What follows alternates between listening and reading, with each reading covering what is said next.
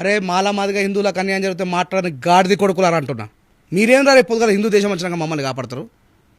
ఈ దేశం సెక్యులర్ దేశంగా ఉండగా, ఈ దేశం భారత రాజ్యాంగానికి అనుగుణంగా నడుస్తున్నప్పుడే మీరు మమ్మల్ని మనుషులుగా యువతలేరే.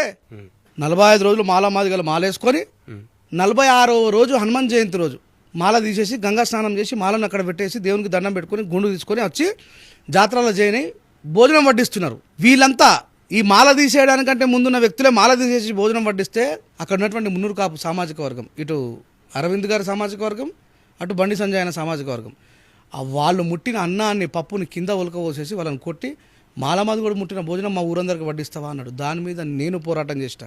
ఈ ఇద్దరు ఎంపీలు ఇంట్లో వండుకున్నారు. బండి సంజయ్ ఇంట్లో వండుకున్నాడు, అరవింద్ ఇంట్లో వండుకున్నాడు. కానీ నన్ను నిరంతరం హిందూ వ్యతిరేకాన్ని మాట్లాడుతున్న లొచ్చనా కొడుకులకు చెప్తున్నా, నేను పోయి వాళ్ళని మీరు వండిన బువ్వను మేము తినమన్నందుకు వాళ్ళందరికీ జైలు వేయించాను నేను.